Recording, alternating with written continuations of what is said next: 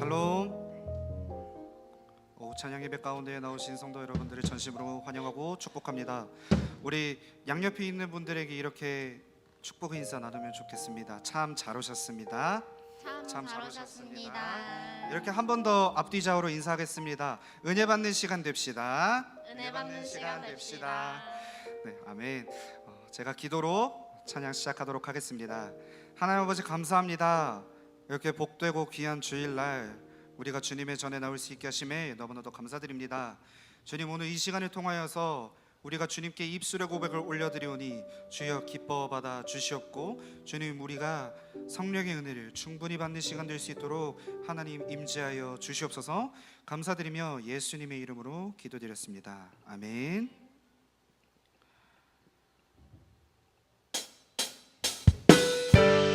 우리 함께 박수 치시면서 찬양하도록 하겠습니다.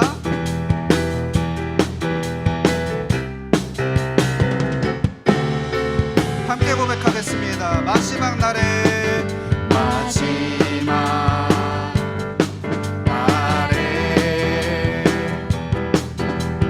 내가 나의 영으로 모든 백성에게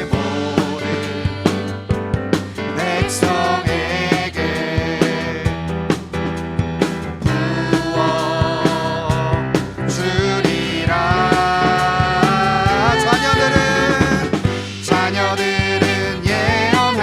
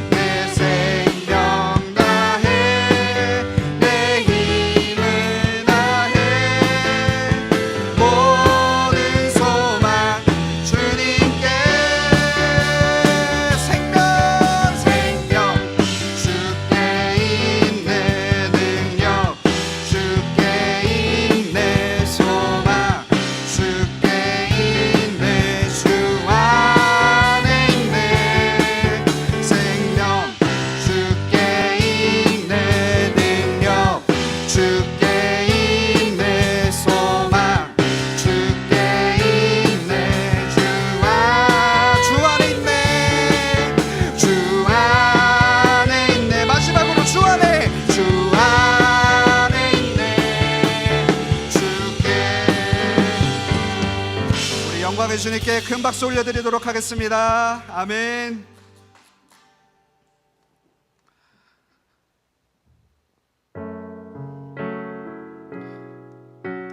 우리 계속해서 밤이나 낮이나 함께 찬양하시면서 주님을 고백하도록 하겠습니다. 나의 소망 되신 주, 나의 소망 되신 주, 주를 바라봅니다.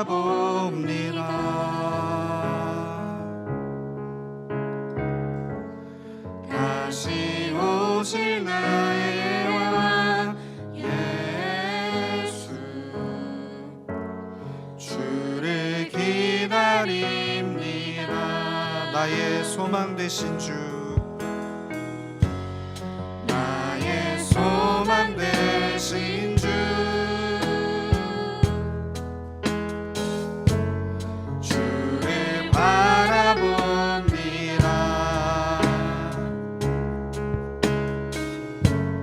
다시 오신 나의 왕 예수, 주를 기다립니다.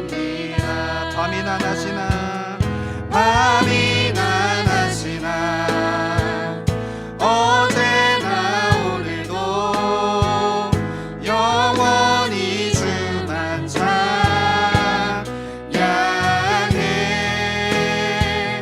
괴롭고 슬플 때 낭만하여 넘어져도 언제나 주만 찬양하겠네. 밤이나 낮이나, 밤이나 낮이나, 어제나 오늘도 영원히 주만 찬양해.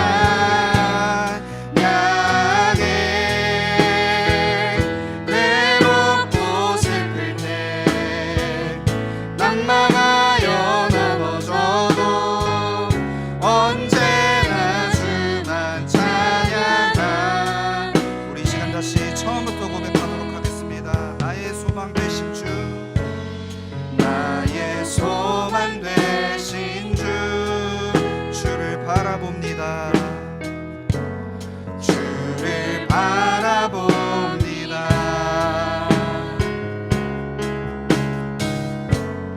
다시 오신 나의 왕 예수, 주를 기다립니다.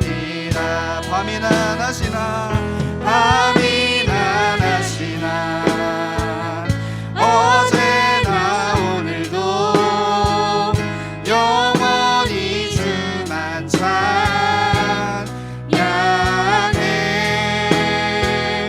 괴롭고 슬플 때 낭만하여 넘어져도 언제나 주만 찬양하겠네. 밤이나 낮이나, 밤이나 낮이나, 어제나 오늘도 영원히 주만 찬양해. 괴롭고 슬플 때, 괴롭고 슬플 때 낭만하여 넘어져도 언제나 주만 찬양. 우리 한 번 더 고백하며 나아가겠습니다. 밤이나 낮이나, 밤이나 낮이나, 어제나 오늘도 영원히 주만 찬양해.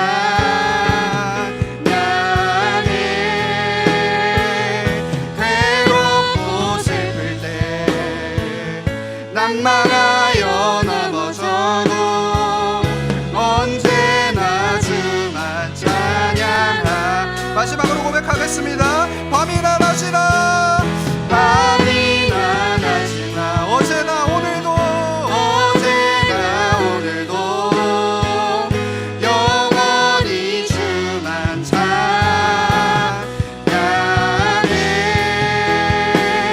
괴롭고 슬플 때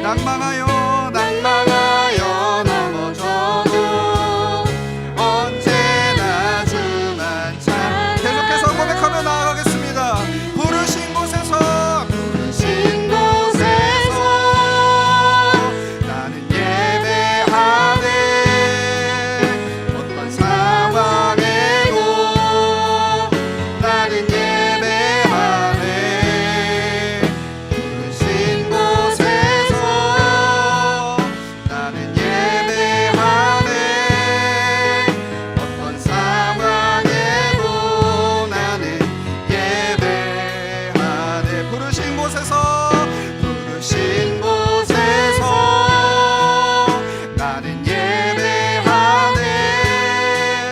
어떤 상황에도 나는 예배하네. 부르신 곳에서 나는 예배하네. 어떤 상황에도 나는 예배. 내가 걸어갈 때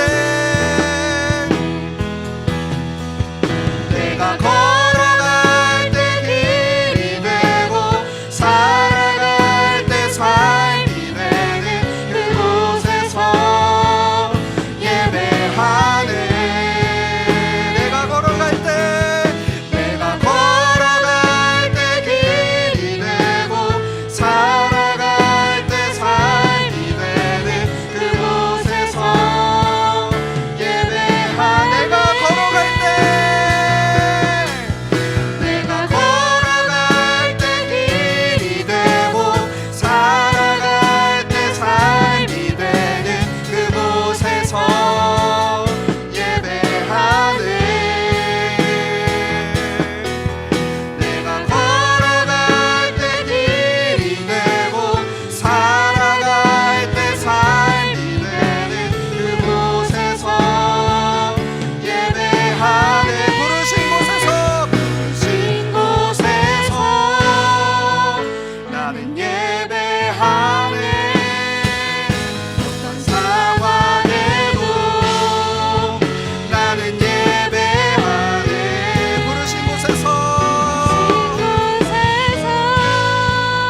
나는 예배하네.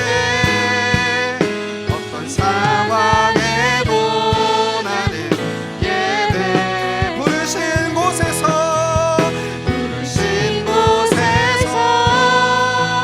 나는 예배하네.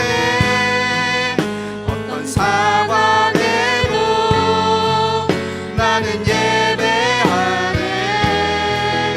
부르신 곳에서 나는 예배하네.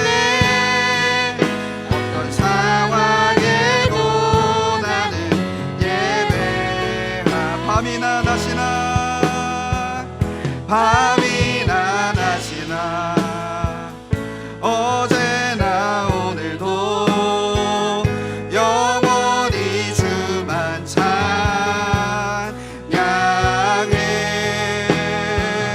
괴롭고 슬플 때 낭망하여 넘어져도 언제나 주만 찬양하겠네. 밤이나 낮이나 밤이나 낮이나 어제나 오늘도 영원히 주만 찬양해.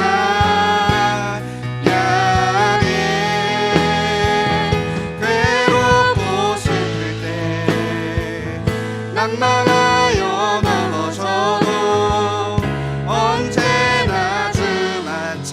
우리 목소리로만 고백하며 나아가겠습니다. 밤이나 낮이나 밤이나 낮이나 어제나 오늘도 영원히 주만 찬양해.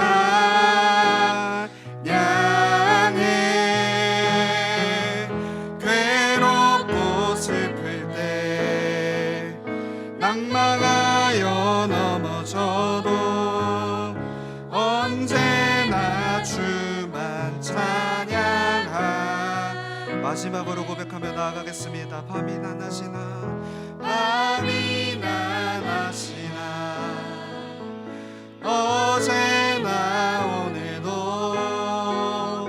영원히 주만 찬양해.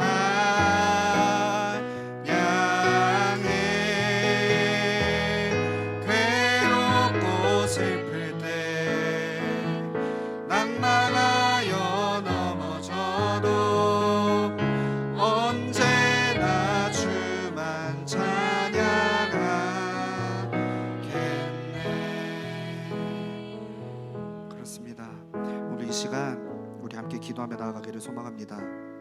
주님께서 우리를 이 자리 가운데 부르셨습니다.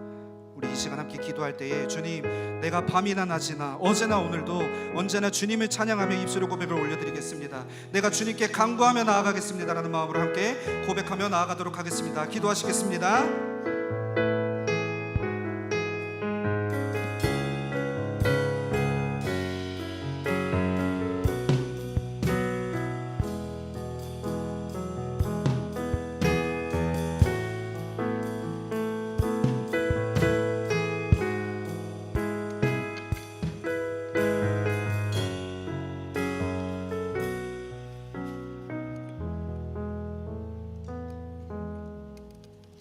능력과 권능의 이름이 되시고 치유의 이름, 용서의 이름이 되시는 거룩하신 하나님 아버지, 오늘도 아침부터 저녁까지 우리 삶을 인도하여 주시고 주님의 전으로 불러주심을 감사드립니다.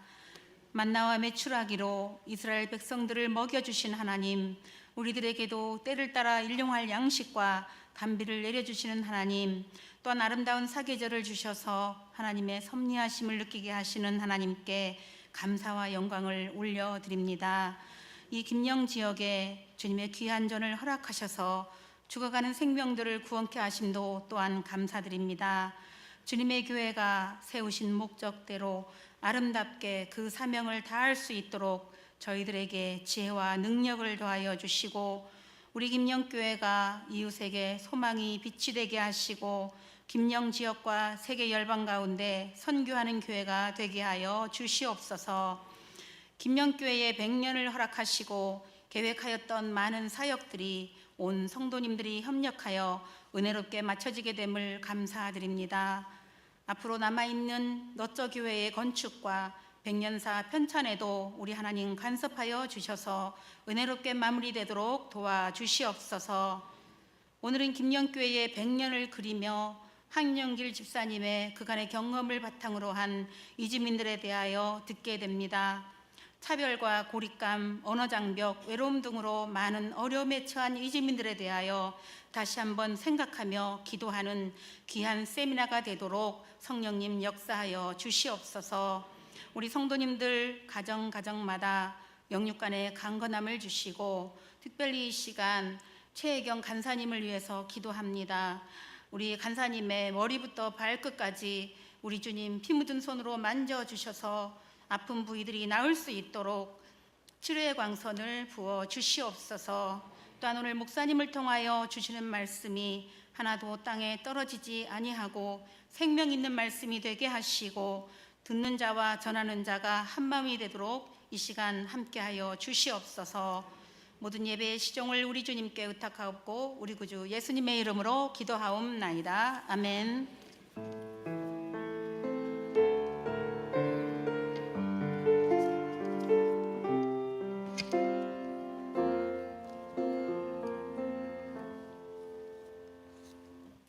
말씀은 신명기 10장 19절 말씀, 우리 한 절만 같이 보겠습니다. 신명기 10장 19절의 말씀입니다.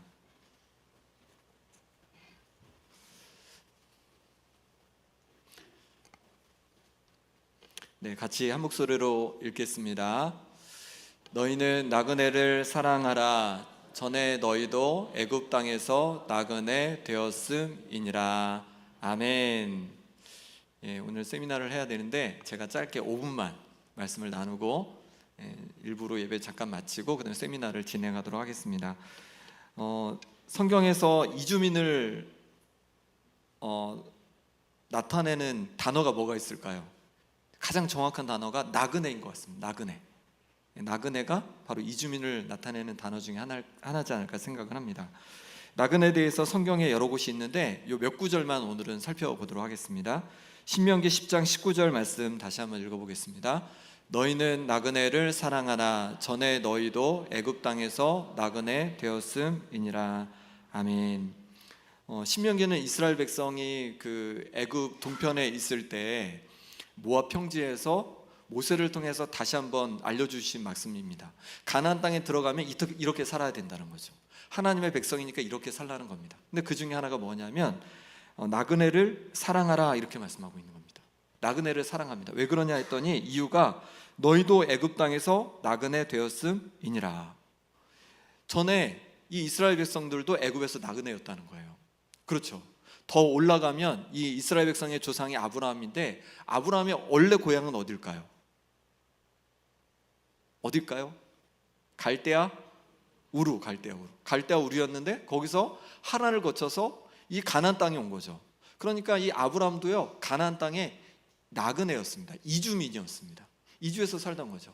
그리고 이 아브라함의 손자 야곱도, 야곱의 아들 요셉이 애굽의 총리가 됨으로 말미암아서 이 애굽에서, 이집트 땅에서 이제 야곱과 그 자식들과 해서 온 식구들 70여 명이 내려와서 살게 되었어요. 이 애굽 땅에 나그네가 된 거죠. 이주민이 된 거죠. 그렇게 해서 이스라엘 백성들이 400년을 지나는 동안에 한 장정만 60만 명, 그러니까 아이들하고 여인들까지 하면 한 200만 명 정도 된 거죠. 엄청나게 불어났죠. 그리고 나서 또 어떻게 해요?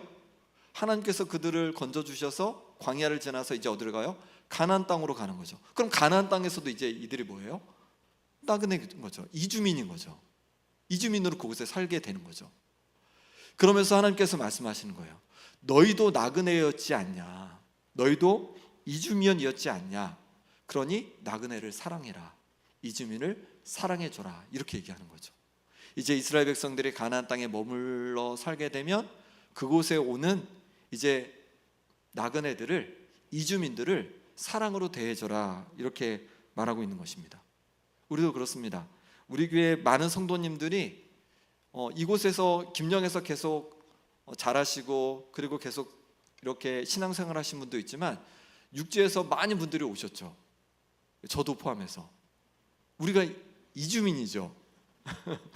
육지에서 온 이주민이에요. 근데 이제 여기 김영에 계신 분들이, 김영에 원래부터 계셨던 분들이 사랑으로 잘 대해주셔서 우리가 이곳에 사는 거죠 지금. 네. 네, 앞으로도 더 많이 올 거예요. 이주민들이 국내에서도 많이 오고 외국에서도 많이 올 거예요. 네. 우리가 사랑으로 이렇게 대해줄 때 그럼 우리가 또 하나가 되는 거죠. 하나님 앞에 한 공동체를 이루게 되는 거죠. 우리는 어떻게 하나가 됩니까? 예수님을 믿음으로 하나님이 한 분이니까 우리가 형제 자매인 거잖아요. 뭐 국내에서 이주해 왔든 외국에서 이주해 오든 다 한 하나님의 가족이잖아요. 네, 그러니까 우리가 사랑으로 대함으로 말미암아서 우리가 하나 되고 하나 되는 그런 은혜들이 더해가기를 소망합니다. 시편 146편 9절입니다. 여호와께서 나그네를 보호하시며, 하나님께서 나그네를 신경 쓰고 계시다는 거예요. 이주민들을. 그래서 특별히 보호하고 싶어 하신다는 거예요. 누구를 통해서 그 일을 하십니까? 우리를 통해서 그 일을 하시는 거죠. 하나님의 자녀인 우리를 통해서 나그네를 보호하시고 지키기를 원하시는 거죠. 그러니 하나님의 마음으로 살아간다는 것은요, 이 땅에 온 나그네들을 보호하고 지켜주는 역할을 해야 한다는 거예요. 그 다음에 나그네를 도우라고 하시는데 신명기 24장 19절 말씀입니다. 같이 읽겠습니다. 내가 밭에서 곡식을 벨 때에 그 한 뭇을 밭에 잊어버렸거든 다시 가서 가져오지 말고 나그네와 고아와 과부를 위하여 남겨두라. 그리하면 내 하나님 여호와께서 내 손으로 하는 모든 일에 복을 내리시리라. 아멘. 나그네와 고아 과부의 공통점이 있는데 경제적인 활동을 제대로 할 수 없는 그런 대상들을 말했죠. 그 시절에 그들을 위해서 내가 까먹고 이렇게 밭에서 수확을 들였어요. 그냥 내비두라는 거예요. 그들을 위해서 내비두라는 거예요. 그러면 그것을 통해서 하나님께서 오히려 우리에게 복을 주신다고 말씀해주고 있는 거예요. 그러니까 우리가 나그네를 잘 대하면 누가 복을 받아요? 내가 복을 받는다는 거예요. 이주민들을 잘 대해주면요, 누가 복을 받아요? 내가 복을 받는다는 거예요.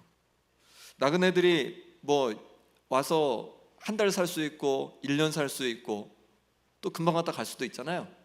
그럼에도 불구하고 내가 그들을 사랑으로 섬겨주고 도와줄 때 누가 복을 받아요? 내가 복을 받게 된다고 말씀하시는 거죠. 그 다음에 나그네를 부당하게 학대하는 경우에 대해서 하나님께서 심판을 말씀하시는데 에스겔 22장 29절 31절입니다. 같이 읽습니다. 이 땅 백성은 포악하고 강탈을 일삼고 가난하고 궁핍한 자를 압제하고 나그네를 부당하게 학대하였으므로 이 땅을 위하여 성을 쌓으며 성 무너진 데를 막아서서 나로 하여금 멸하지 못하게 할 사람을 내가 그 가운데에서 찾다가 찾지 못하였으므로 내가 내 분노를 그들 위에 쏟으며 내 진노의 불로 멸하여 그들 행위대로 그들 머리에 보응하였느니라. 주 여호와의 말씀이니라. 하나님께서 가나안 땅으로 들어가고 갈 이제 이스라엘 백성들에게 나그네를 사랑하라고 하셨잖아요. 근데 이스라엘 백성들은 어떻게 했어요? 사랑하지 않고 오히려 나그네를 부당하게 학대했다는 거예요. 이 이스라엘이 멸망한 이유가 여러 가지가 있는데 그 중에 하나 분명한 건 뭐냐면 나그네를 부당하게 학대했기에 하나님께서 저 땅을 아예 멸해버리셨다는 거예요. 가나안 땅을.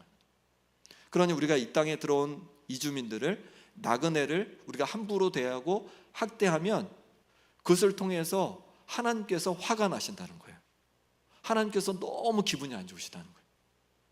그리고 이 땅이 하나님께서 기뻐하시는 땅이 될 수 없음을 말씀하고 있는 거죠. 그럼 우리가 나그네를 선하게 잘 대해줘야 하는 거죠. 우리가 기쁨으로 잘 대해줘야 하는 것이죠. 그래야지 이 땅이 하나님께서 기뻐하시는 축복의 땅이 될 줄 믿습니다. 마지막으로 마태복음 25장 35절 말씀 같이 읽습니다. 내가 주를 때 너희가 먹을 것을 주었고 목마를 때 마시게 하였고 나그네 되었을 때 영접하였고. 아멘. 주님께서 최후 심판 비유를 말씀해 주신 거예요. 오른쪽에 있는 자들에게 말하는 거죠. 너희가 주를 때 먹을 것 주었고 목마를 때 마시게 하였고 나그네 되었을 때 영접하였고. 나그네 되었을 때 영접하였고. 나그네들을 영접했다는 거예요. 주님 우리가 언제 그렇게 했습니까? 이 땅에 지극히 작은 자 하나에게 한 것이 곧 내게 한 거다. 이렇게 말씀하시는 거죠. 그러니까 이 땅의 나그네를 향해서 우리가 대해주는 그 마음이 주님께 대하는 것으로 주님께서 여겨주신다는 거예요. 나그네 되었을 때 영접하였고, 이 영접이 웰컴이잖아요. 이거를 뭐라고 번역할 수 있냐면 환대로 번역할 수가 있어요. 그러니까 이 땅의 나그네들을 우리가 잘 환대할 때 그것이 누구에게 한 것이 된다는 거예요? 우리 주님께 한 것이 된다는 거예요. 주님이 그렇게 여기신다는 거예요. 그러니 우리가 이 땅에 온 나그네들, 육지에서 왔든 저 외국에서 왔든 환대하는 것이 주님을 환대하는 것이고 또 주님께 복을 받는 비결이 될 줄 믿습니다. 저는 여기까지 하겠습니다. 기도하겠습니다. 하나님 아버지 감사합니다. 하나님께서 나그네를 사랑하라고 말씀하여 주셨습니다. 나그네를 환대하라고 말씀해 주셨습니다. 주님의 말씀에 순종하여서 새로운 100년을 그려가며 이 땅에 들어온 나그네들을 환대하고 또 사랑하고 그래서 하나 되는 그런 역사가 있게 하여 주옵소서. 예수 그리스도의 이름으로 기도합나이다. 아멘. 우리 앞뒤 좌우로 인사해 보겠습니다. 나그네를 사랑하겠습니다. 나그네를 환대하겠습니다. 다른 광고는 주보를 참고해 주시고 이제 축도로 우선 예배를 마치겠습니다. 이제는 우리 주 예수 그리스도의 은혜와 하나님 아버지의 지극하신 사랑과 성령의 위로 교통하심이 나그네를 사랑하고 환대하기로 다짐하는 함께한 성도들과 또 함께한 우리 모든 성도들과 또 우리 모든 가정과 또 자녀들 그리고 이 교회와 또 이 민족 가운데 영원히 함께 하시기를 간절히 축원하옵나이다. 아멘. 이제 새로운 100년을 그리다 외국인 이주민 주제로 이제 첫 번째 강의를 우리 제주특별자치도 외국인 노동자 지원센터 한용길 센터장님이 해주시겠습니다. 함께 오신 분이 있는데요. 우리 지원센터에 정주현 사무국장님 오셨는데 잠깐만 일어나 주시면 우리 환영하겠습니다. 잘오셨습니다. 이 시간에는 우리 한용길 집사님 나오셔서 또 강의해 주실 때 또 귀한 시간 되기를 바랍니다. 우리 큰 박수로 격려하며 모시겠습니다.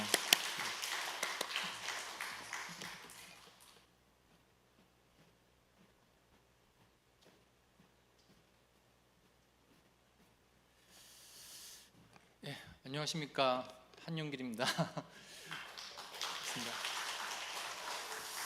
네, 되게 부담이 됩니다. 목사님 다 말씀해 버리셔가지고 뭘 이야기해야 될지 다 결론을 다 말씀하셔가지고 그럼에도 불구하고 제가 지금까지 이제 2003년부터 지금까지 겪었던 사례들을 중심으로 여기 다 아시는 내용이어서 이제 그래도 우리가 어떻게 환대를 해야 될지 이렇게 말씀을 드리고자 합니다.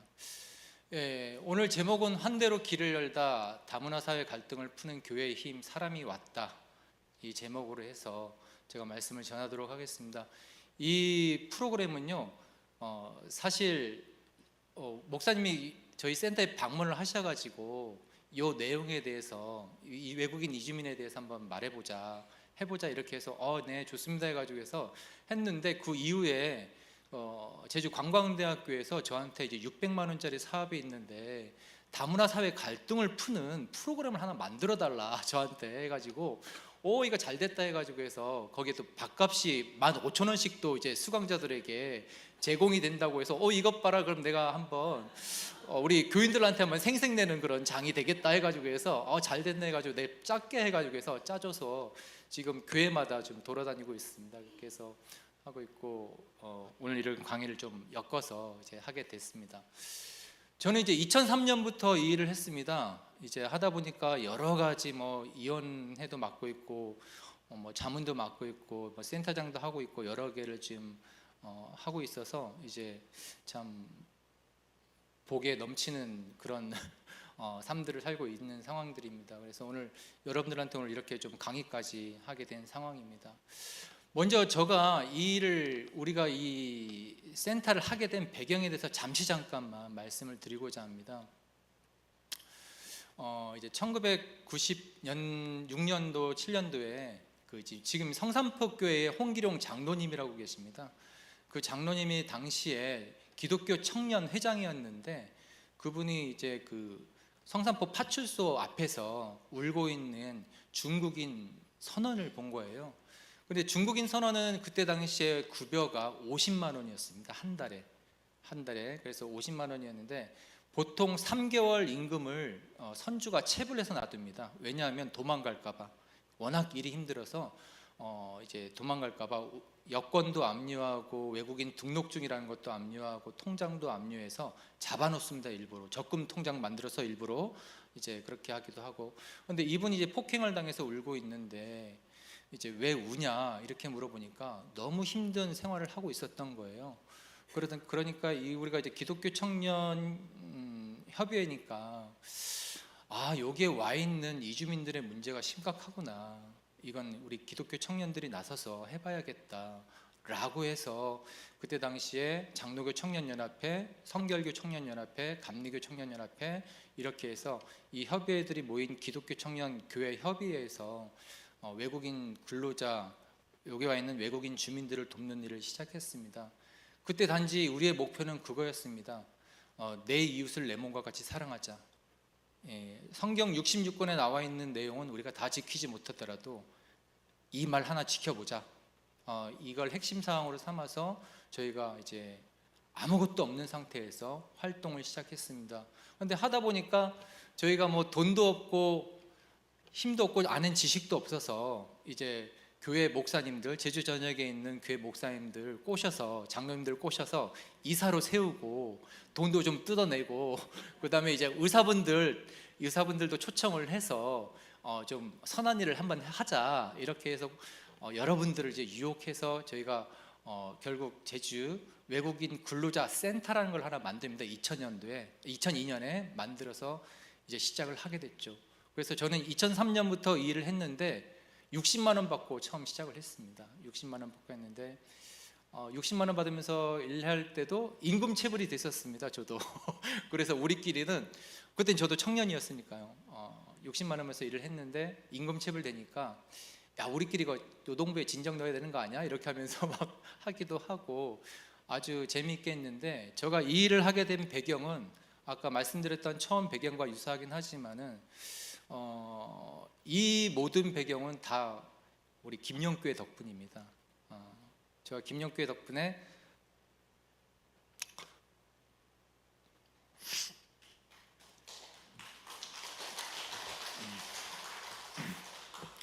이 일을 하게 됐습니다. 그래서 죄송합니다.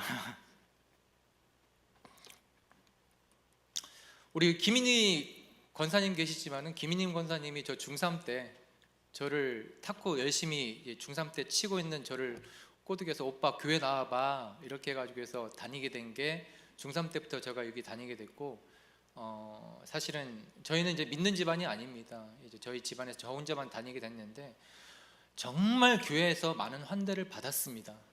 막 이 간증처럼 돼버리는데, 지금 가야 할 길이 먼데 예, 간증처럼 돼버리는데 교회에서 너무 많은 환대를 받았습니다. 김영교에서 먼저 박부규 장로님의, 아유 감사합니다. 박부규 장로님의, 여러분 박부규 장로님과 악수를 해보신 분은 다 아시죠? 손이 에어가 가득 차 있습니다.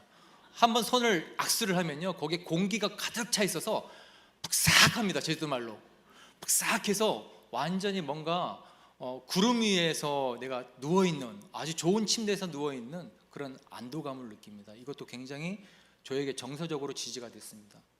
그리고 우리 강미생 권사님 계신가요? 강미생 권사님, 강미생 권사님한테 너무 죄송스럽습니다. 왜냐하면 강미생 권사님이 정말 좀 이렇게 형편이 어려우셨음에도 불구하고 저희가 중고등부 시절에, 청년의 시절에 정말 많이 그 집에서 살림을 거들나게 만들었습니다. 형편이 어려우신데도 거기 가서, 집에 가서 청년들, 중고등부 학생들 한 20명, 많을 때는 한 30명 그 집에 가가지고 막 김치찌개 먹고 쌀도 밥해서 먹어버리고 뭐 하라고 하지도 않았는데 그렇게 해서 했습니다. 그런데 너무 어려우셨는데도 한마디도 저희한테 이렇다 저렇다 욕을 하신 적이 없으세요.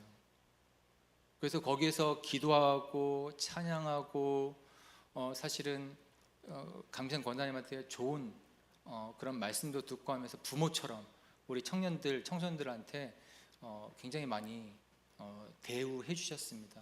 그 외에도 우리 장로님들 그리고 집사님들 정말 많이 대우를 해 주셨습니다. 그래서 정말 너무 많은 지지를 받았고 정말 너무 많은 환대를 받아서 했고, 우리 박장님 같은 경우에는 뭐 이렇게 하고 싶습니다 하면 하지 말라를 안 합니다. 무조건 해라, 돈 걱정하지 마라, 이렇게 많이 또 지지를 해주셔가지고 그런 상황 속에서 저는 이제 자랐습니다. 저희가 그러다 보니까 제가 이제 그 한편으로는 꿈이 생겼었습니다. 어떤 소명이었냐면은 죽어가는 사람들을 살리고 싶다. 그 사람들에게 그 사람들을 살리는 역할을 하고 싶다. 좌절되고 힘든 사람들에게 어떻게든 내가 받은 사랑, 내가 받은 그런 교회의 환대를 전해서 이 사람들이 다시 일어서서 활동할 수 있도록 하는 그런 활동들을 하고 싶다라는 그런 내 마음 가운데 비전이 계속해서 있었습니다. 그런데 이런 그 제주 외국인 근로자 센터를 만나서 이 활동을 하게 됐습니다. 그래서 지금까지 왔습니다. 그러다 보니까 또 이렇게 또 여기 와 있고요. 그래서 오늘 그 내용은 사실은 이제 그렇습니다. 제주도에 도대체 외국인이 몇 명 와 있어? 그분들은 또 어떤 힘든 상황에 놓여 있어? 그다음에 그러면 우리 지역교회하고 우리 교회 이 외국인 주민과는 어떤 관계가 있을까? 그리고 그러면 우리가 여기 와 있는 외국인 주민들을 어떻게 환대해야 될까? 그리고 왜 환대해야 될까? 이건 과연 또 어떻게 또 어떤 흐름으로 이어져야 될까?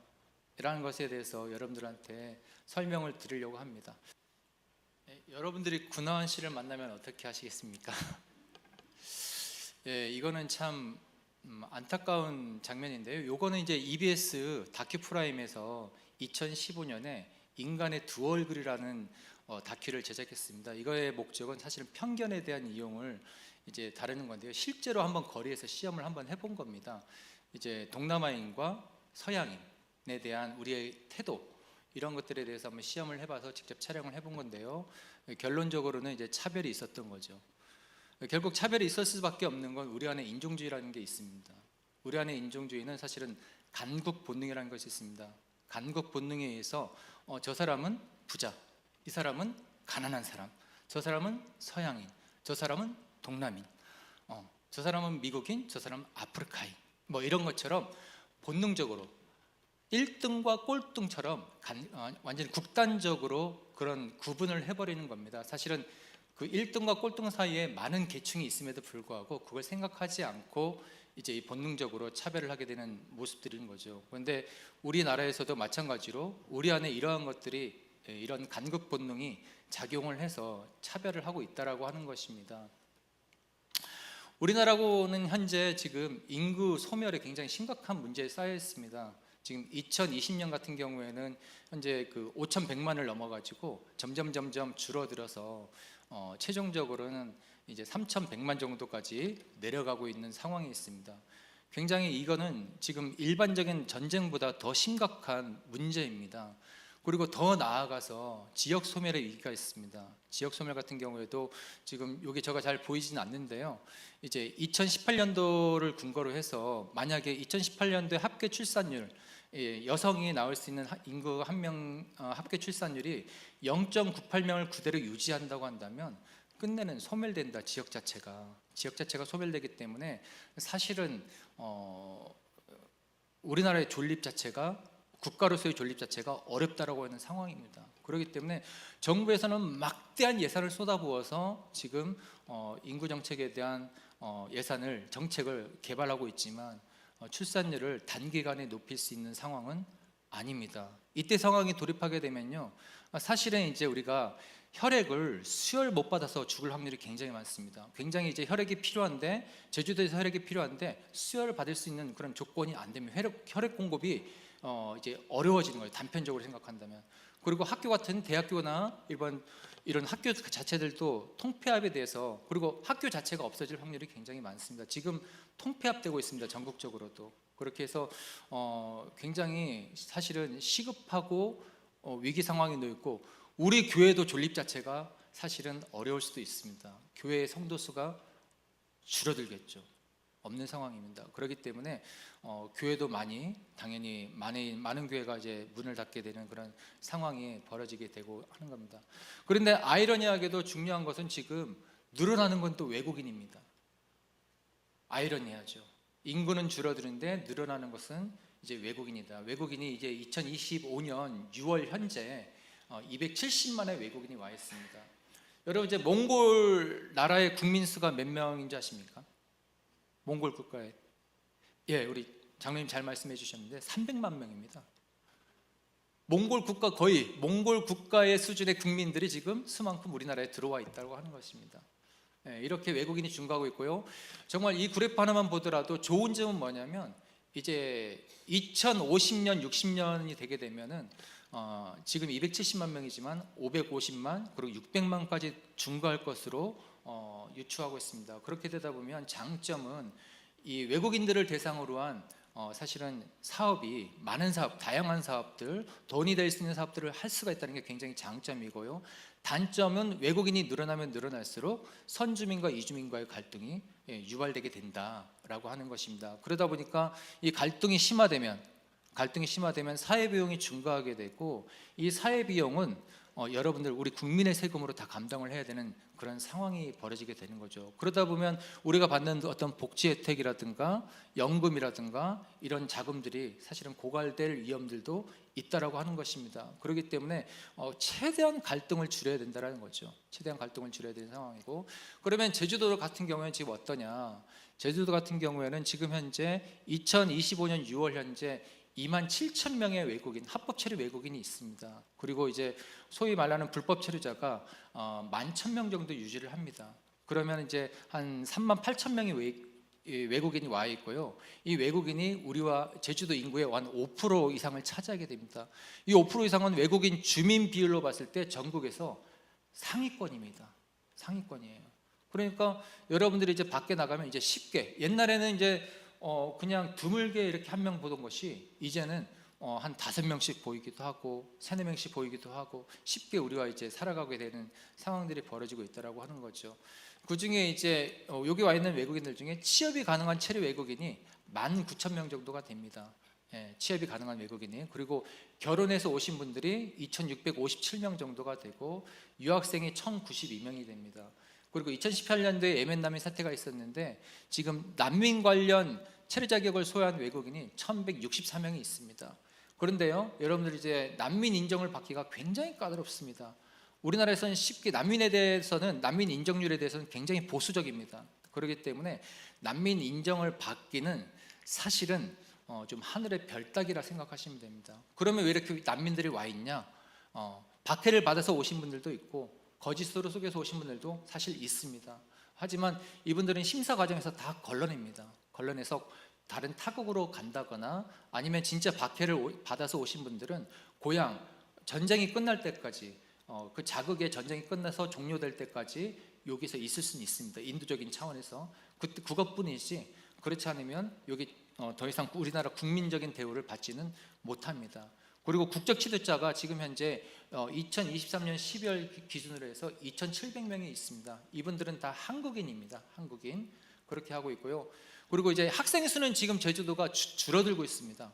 초등학생 수부터 해서 중고등학생까지 전부 다 줄어들고 있는데 그 중에 또 늘어나고 있는 것은 국제결혼 가정의 출생 아이들이 늘어나고 있습니다. 그러다 보니까 우리 초등학교 같은 경우에도 김영 지역 같은 경우에도 지금 우리 지역 아동센터만 보더라도 다문화가정 국제결혼가정에서 나오는 학생들이 사실 이제 10가정, 11가정이 넘어가고 있는 상황입니다. 예, 그렇게 해서 하고 있고 또 이분들의 어떤 적응 문제, 학생들의 이제 적응 문제, 그다음에 학습 능력 문제 이런 것들도 굉장히 문제시되고 있는 상황들이고 그리고 또 글로벌한 아이들이 굉장히 많습니다. 유능한 인재들도 영재들도 많고요. 그래서 국가의 어떤 이미지의 제고에 굉장히 도움이 되는 상황이기도 합니다. 그래서 이렇게 다양한 외국인들이 오게 되는데 이분들이 이제 외국인 분들이 오실 때는 그냥 오지 못합니다. 우리나라에 그냥 오지 못하고요. 우리나라의 비자 정책을 시행하고 있습니다. 비자 정책은 뭐냐? 우리나라가 다른 나라 갈 때도 비자를 받고 체류 자격을 허가를 받고 들어가야 됩니다. 우리나라 올 때도 마찬가지입니다. 그래서 체류 자격이 한 36개의 체류 자격이 크게 분류가 되어 있습니다. 그리고 그 36개를 다시 쪼개서 299개의 세부 체류 자격으로 옵니다. 그래서 농업 노동자로 온 사람, 노동자 비자로 온 사람인데 농업 노동만 할 수 있다거나 제조업에서만 일만 할 수 있다거나 선원 일만 할 수 있다거나 다 이렇게 세부 분류로 되어 있습니다. 그리고 유학생 같은 경우에도 석사냐, 박사냐, 학사냐, 일반 언어 연수냐 이렇게 해서 그거에 맞는 비자를 줍니다. 만일 내가 유학생으로 왔는데 내가 박사과정, 석사과정으로 왔는데 나는 1년 동안 공부를 안 하고 돈만 벌고 싶다. 안 돼요. 왜냐하면 이 사람들이 공부하러 왔기 때문에 공부하는 목적으로 우리한테 체류 허가를 받았기 때문에 공부만 해야 됩니다. 아르바이트는 할 수 있습니다. 그러나 우리가 휴학해서 이분들이 노동자로 전락하거나 그런 건 다 막아놨습니다.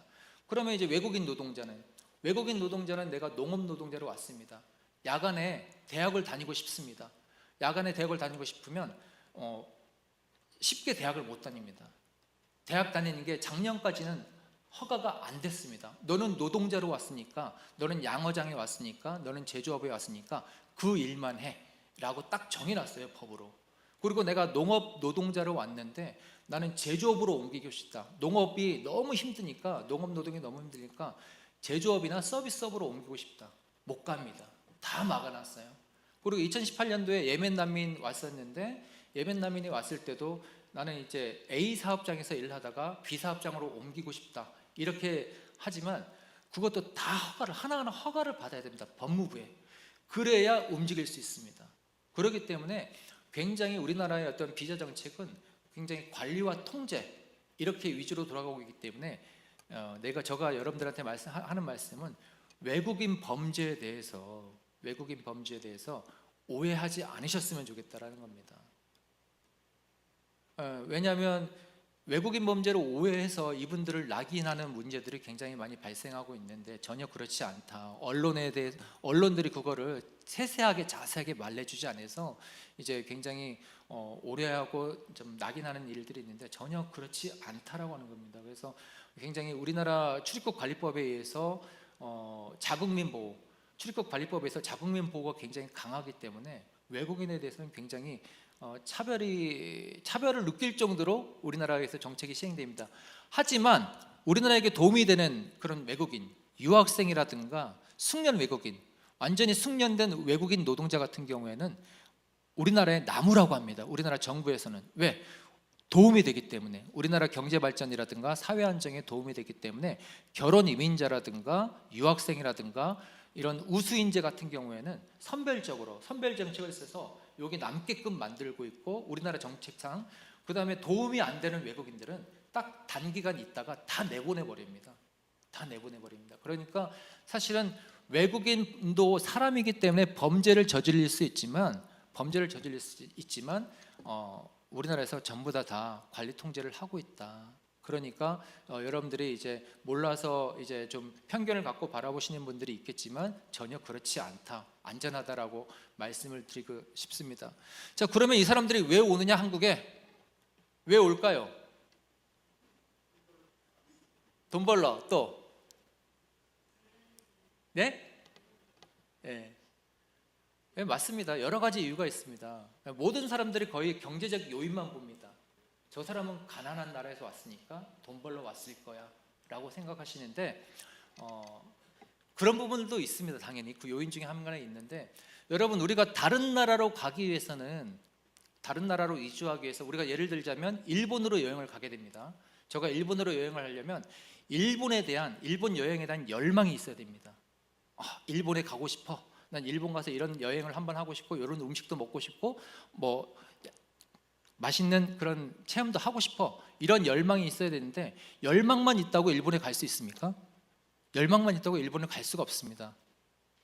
일본에 가려면 열망과 더불어서 역량이 있어야 됩니다. 어떤 역량이 있어야 되냐? 첫 번째, 돈이 있어야 됩니다.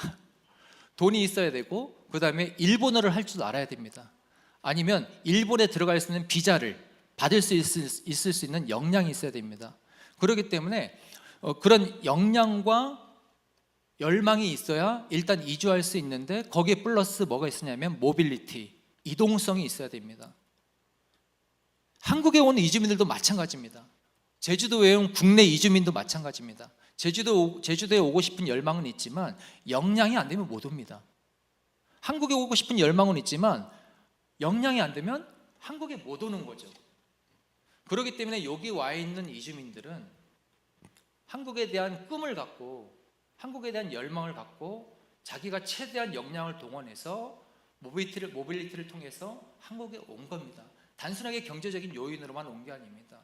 난 공부해서 박사가 될 거야, 난 한국에서 공부해서 우리나라 가서 대법원장이 될 거야, 뭐 이런 열망들이 가득해서 오는 상황들이죠. 그렇기 때문에 한국은 예전에 우리가 재팬 드림, 일본 드림을 꿈꿨던 것처럼, 아메리칸 드림을 꿈꿨던 것처럼 누군가의 꿈을 이루는 공간이 되어버렸습니다. 한국은요, 우리가 여기 있으면 모르겠지만, 여러분 밖에 나가보신 분들은 알겠지만 굉장히 선진국입니다. 굉장히 선진국이에요. 여기 보시면, 그림에 보시면, 위에 그림에 보시면 한국에 빨리 보내주세요, 한국에 빨리 가고 싶어요. 저건 누구냐면 인도네시아 노동자입니다. 인도네시아 외국인 노동자들이 거기서 역량을 다 갖추고 코로나 시절에 나는 한국에 들어가고 싶다, 빨리 한국에 보내줘, 시위했습니다. 인도네시아에서 한국에 빨리 가고 싶다고. 한국에 들어오고 싶다고 해서 들어올 수가 있는 게 아니에요. 모든 조건은 갖춰놨지만 한국 정부가 허가를 해야만이 들어올 수가 있습니다. 이렇게 많은 이주민들이 열망과 역량을 가지고 우리나라에 들어와 있다라고 하는 거죠. 그러니까 이분들은 유능한 존재라는 겁니다. 한국까지 왔다라고 하는 것은 대단한 존재라는 거예요. 그렇기 때문에 이분들에 대한 사실 투자가 있다고 한다면 좋겠죠. 그래서 이분들은 결국은 생존에서 삶으로, 이 사람들은 정말 삶을 살고 싶어 온 겁니다. 생존보다도 생존의 이상인 삶을 살고 싶어 하신 거죠. 꿈을 이루고 하고 싶어서 온 겁니다. 우리 뭐 다른 사람들처럼 막 경제적인 요인 때문에 오는 게 아니고요. 그렇다 보니까 이것은 뭐냐면은 이렇게 열망과 꿈과 역량을 가져서 온 사람들이 한국에 와서 막대한 인권 피해를 보고 있는 상황들입니다. 악덕 고용주들에 의해서 안 좋은 사람들에 의해서 피해를 받고 있는 상황인데, 이 상황은 이제 2023년 12월에 온 스리랑카 30대 노동자가 이제 벽돌 공장에서 일을 하는데 의사소통 과정에서, 회의를 하는 과정 중에서 한국인 공장장의 이야기를 잘못 알아들어서 약간 웃었는데 너 웃어? 이렇게 해가지고 너 좀 나를 무시했다, 이런 반응을 보이면서 한번 본때를 보여줄게 해가지고 해서 지게차에 벽돌을 쌓아 올린 상황에서 공업용 랩으로 그 사람을 감아서 랩핑을 해가지고 해서 지게차로 왔다 갔다 하고 둘렀다 내렸다 했던 상황입니다. 이 뉴스가 언제 나왔을까요? 여러분 보신 적 있으시죠? 예, 7월 달에 나왔습니다. 7월 달에. 그래서 이재명 대통령도 이거에 대해서 어떻게 한국 사회가, 어떻게 한국에서 이런 일이 있을 수 있냐라고 굉장히 지탄했던 상황인데요. 이거는 아무것도 아니라는 거죠. 제가 20년 동안 겪어본 중에서 이거는 아무것도 아니라는 겁니다. 여러 가지 피해 상황들이 있습니다. 뭐 예를 들자면 제가 한 15년 전에 양어장에서 피해당한 노동자가 있었는데 중국 한족입니다. 20대 남성입니다. 키 180cm고 몸무게 95kg입니다. 그런데 그 친구가 굉장히 나이는 20살인데 청년인데 굉장히 아이 같습니다. 그런데 이제 양어장에서 물고기 밥을 주려고 하면 냉동 물고기를 파쇄해서 줘야 된다고 합니다. 그래서 냉동 물고기를 파쇄하는 걸 어깨 너머로 배운 겁니다. 한국인 그 고용업주한테, 공장장한테. 그런데 물고기를 파쇄하는 과정 중에서 냉동 물고기를 파쇄기에 집어넣으면서 왼손까지 빨려 들어가 버린 겁니다. 왼손까지 빨려 들어가니까 왼손이 갈렸습니다. 갈려가지고 고용주는 그때 당시에 제주대학교 병원이 삼도동에 있었습니다. 그 삼도동에 있는 그 제주대학교 병원에 갔다 입원만 시켜놓고 그 다음은 끝이에요. 제주대학교 병원에서 저한테 연락이 왔습니다. 도와달라고. 가보니까 정말 비참했습니다. 이미 이 친구는 굉장히 심각한 트라우마를 앓고 있었고 손이 살아있다는 거예요. 손가락이 움직인다는 거예요. 손가락이 아직도 손가락을 내가 접었다 폈다 하고 있는 것 같다라고 했습니다. 그런데 아무도 도와준 사람이 없었습니다. 그래서 제가 산재 신청도 해주고 부모도 초청해서 그 다음에 이제 산재 전문 병원으로 제가 직접 이관도 시키고 해서 그분이 재활도 받고 이제 위손도 하고 그 다음에 이제 구림 치료도 받고 해서 모든 보상을 다 받게 해서 이제 갔습니다. 고향으로. 그래서 고맙다고 연락도 오긴 했었는데 굉장히 많은 일들이 있습니다. 여러분들한테 말씀드리고 싶지만 여러 가지 어떤 인권적인 상황들이 있습니다. 이거는 우리 고용주들이 나쁘다는 게 아니고요. 몇몇 악덕 고용주들에 의해서 이러한 일들이 일어나다 보니까 사실은 크게 볼 때는 국가적으로 이미지 손실입니다. 국격의 손실인 거죠. 협의적으로 볼 때는 한국 사람에 대한 이미지 파괴입니다. 다 그런 줄 알아요. 그런 게 아닌데 말입니다. 그렇게 해서 그런 일들이 있었고요. 자, 이거는 이제 화성 아리셀이라는 공장에서 화재 사고가 있었습니다. 2024년 6월 24일에 경기도 화성시에서 화성 아리셀이라는 그 공장에서 배터리 공장입니다. 여기서 화재 사고가 있어서 이제 중국인, 그러니까 우리 조선족 분들입니다. 우리 중국 동포가 17명 여성이 사망한 사건입니다. 저기에 한국인 5명도 있지만 아마 한국인 5명도 국적 취득자 중에 몇 명은 있을 거라고 생각합니다. 그리고 라오스인 1명이 있었고요. 이것도 사실은 고용주의 안전에 대한 굉장히 결핍이 가져온 그런 상황이었습니다. 이러한 일들이 비일비재하게 외국인 노동자 어떤 상황 속에서 일어나고 있더라. 그리고 작년에 2024년 우리가 외국인 노동자 지원센터에서 외국인 노동자 임금체불 상담을 했는데 18억의 임금이 체불되었습니다. 18억의 임금이 체불되어서 그 중에 우리가 5억을 해결해 줬습니다. 그런데 임금은 사실은 생존이거든요. 임금은 누군가의 생존을 유지하기 위한 수단인데 임금 자체가 그런데 그 생존을 위한 수단을 주지 않는다고 하는 것은 죽으라고 하는 거랑 마찬가지입니다. 어떤 사람은 5천만 원, 3년, 3, 4년 일해서 어떤 사람은 1,000만 원, 보통 500만 원 이상입니다. 그래서 우리가 이거에 대해서 통역부터 시작해서 법적인 소송까지 전부 다 해드리고 있습니다. 결혼 이주 여성에 대한 인권 실태입니다.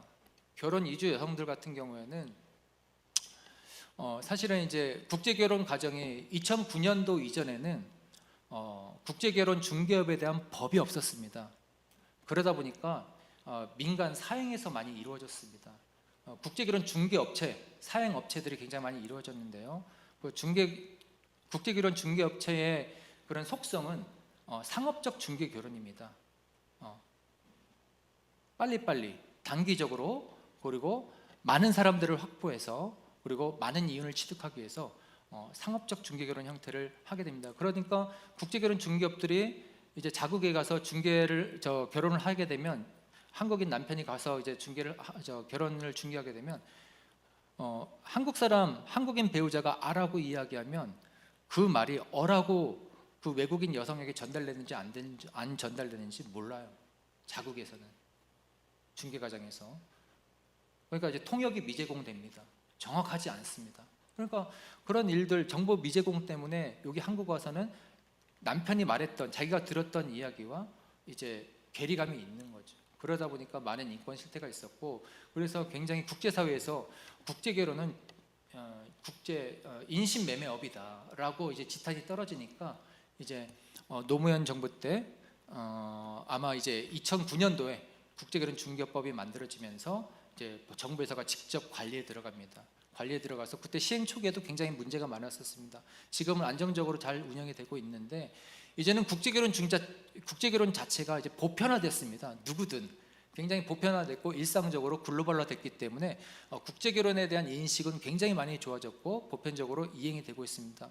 또 여기 와 있는 우리 성도님들 중에서도 앞으로 사위든 며느리든 국제결혼 중개 가정에 국제결혼 그 가정의 아이들과 사돈지간을 맺을 수 있습니다. 굉장히 자연스러운 현상이 돼버렸습니다. 하지만 이제 국제결혼 으로 온 그 결혼 이민자는 가정폭력, 성폭력 여러 가지 상황에 인권적인 상황에 놓여 있고요. 그 가정 유형에 보게 되면 심한 욕설 아니면 한국인 생활 방식 강요 이러한 것들이 있습니다. 자, 내가 이슬람 며느리입니다. 무슬림 며느리인데 무슬림 며느리한테 이제 무슬림 며느리가 임신을 했어요. 아이를 출산했습니다. 그런데 모유 수유 우리나라에서는 엄마의 모유가 잘 나오게 하기 위해서 어머님들이 해주는 음식이 있습니다. 어떤 게 있을까요? 예? 예. 족발을 삶아줍니다. 족발. 예. 족발을 푹 삶아서 이거 먹어야 모유 수유가 잘 된다고 하지 않습니까? 그런데 며느리는 무슬림 며느리예요. 무슬림은 뭘 제일 싫어합니까? 돼지를 제일 싫어합니다. 그러니까 죽으라는 얘기죠. 한마디로 말하면 이제 어머님이 잘 몰라서 하신 거죠. 어머님이 아셔도 그건 니네 방식이고 이걸 먹어야 족발 삶은 국물을 잘 먹어야 모유수가 잘 뗀다라고 해가지고 해서 막 먹으라고 강요합니다. 그러니까 이 무슬림 며느리가 어떻게 하겠습니까? 나중에 굉장히 치욕적으로 느껴서 이혼을 해버리게 되는 그런 상황들도 있습니다.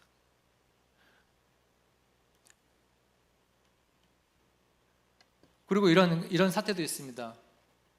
저거는 이제 2019년에 있었던 일인데요. 한국인 남성이 한국인 배우자가 이제 베트남 배우자를 가정폭력한 사건입니다. 이유는 뭐냐면 한국말을 했는데 자기가 한국어로 물어봤는데 말을 했는데 한국어를 잘 못 알아듣는다라고 해서 술이 취한 상태에서 2살배기 아들이 있는데 그 보는 앞에서 마구잡이로 때려버린 겁니다. 그러니까 전치 4주의 부상을 입은 거예요. 그래서 이런 상황들이 벌어서 크게 뉴스가 났었는데 사실은 이제 남편의 무차별 폭행에도 피할 곳이 없는 이주형들이 지금도 많이 발생하고 있습니다. 많이 발생하고 있고요. 그리고 자살한 사람도 굉장히 많습니다. 자살하신 분도 극단적인 선택을 해서 하다 못 견뎌서 자살한 사람도 100여 명 됩니다. 사실은 전국적으로. 그런데 이거보다 더 싫어하는 말이 있습니다. 맞는 것보다 죽는 것보다 더 싫어하는 말, 칼이 되는 말이 있는데 결혼해서 오신 분들이 너 집에 가예요. 여러분 지금 집에 가고 싶죠? 이주 여성들이 남편에게 한국인 배우자에게 듣는 말이 그리고 배우자가 듣는 말 중에서 가장 치욕적이고 모멸감을 느끼고 수치심을 느끼는 말이 너 집에 가. 저희한테 이제 상담하면서 저는 이제 상담을 안 하는데 우리 직원들이 상담하는데 한 이제 중국인 동포 여성이 왔어요. 동포 여성이 왔는데 눈이 시퍼렇게 해서 왔어요. 상담을 하면서 가정폭력 상담을 제가 하면서 어떤 사회에서 언제 어디서 어떻게 이런 일이 발생했느냐 얘기하면서 하다가 저한테 그 말을 합니다. 선생님, 우리 남편이 저보고 가래요. 저보고 가래요. 3번 반복하면서 갑자기 눈물을 펑펑 쏟은 거예요. 펑펑 쏟은 거예요. 왜냐하면 이분들이 한국인 배우자를 택해서 올 때는 온갖 결정을 다해서 옵니다. 자기가 자국에서 받았던 상처, 자기가 가지고 있는 꿈, 모든 걸 통합해서 내 한국인 배우자에게 올인해서, 전부 다 한국인 배우자에 올인해서 이 한 사람 봐서 왔어요. 왔는데 그 믿었던 배우자가, 한국인 배우자가 나에게 하는 말은 너 집에 가 라고 하는 거예요. 갈 데가 어디 있어요, 이 사람들이. 펑펑 옵니다. 펑펑 울어요. 그래서 극단적인 상황까지도 가버리는 겁니다. 그리고 더 심한 말, 너 데리러 오려고 얼마 준 줄 아냐? 너 데려오려고 얼마 준 줄 알아? 이렇게 말해요. 소리 고래고래 지르면서. 자기가 마치 상품처럼 느껴진대요. 내가 결혼하라고 하는 것도 아니고 본인이 나를 선택한 건데, 한국인 배우자인가 외국인 배우자를 선택한 건데, 너 데려오려고 얼마 준 줄 알아? 마치 자기가 물건처럼, 자기가 상품처럼 여겨져서 굉장한 수치심과 모멸감에 극단적인 선택을 하시는 분도 굉장히 많습니다. 그리고 너 아직도 이 말 몰라? 할 수 있는 게 뭐야 도대체? 여러분 오해하지 마셔야 될 게, 한국에 온 결혼 이민자, 한국에 온 이주 노동자, 특히 결혼 이민자분들은요, 한국어 과정을 배웁니다. 법무부에서 시행하는 강제 한국어 과정이 있는데, 강제로 한국어를 배우는 과정이 있는데 517시간을 들어야 돼요. 517시간을 들어야 이제 그 한국어 과정을 이수하게 되면 각종 혜택을 줄입니다. 국적을 취득할 때 각종 혜택을 주는데, 여러분 생각해 보십시오. 지금 저한테 1시간 듣는 것도 힘드시잖아요. 빨리 끝났으면 좋겠다, 왜 저렇게 말이 많아, 이렇게 하는데 그분들은 570시간을 강의 듣습니다. 그런데 강의를 듣는 사람들이 다 달라요. 공부하는 습관이 배어 있는 사람, 공부를 못하는 사람, 그 다음에 자기가 의지가 있는 사람, 이런 사람들인데, 공부하는 습관이 배어 있거나 정말 자기가 의지가 있다고 하면 한국어가 늘어요. 그런데 공부하는 습관도 안 배어 있고 한국어에 대한 의지도 없고, 이렇게 한다면 늘겠어요? 안 는다라는 거죠. 안 늘어요. 그런데 이분들은 또 다른 데 역량이 있어. 돈 버는 일에, 아니면 다른 사람하고 네트워크하는 일에 역량이 있어. 관계를 맺는 일에 그런 역량이 있음에도 불구하고 오로지 우리가 이제 하는 말은 너 왜 한국어 못해라는 거예요. 그런데 역으로 생각해 보면 남편은 베트남어 못하죠. 영어 못하죠. 제가 석사를 나왔습니다. 석사 졸업자인데 영어 못합니다. 콩글리시예요. 아까 그 화면에 나왔던, 동영상에 나왔던 3km, 이해되시죠?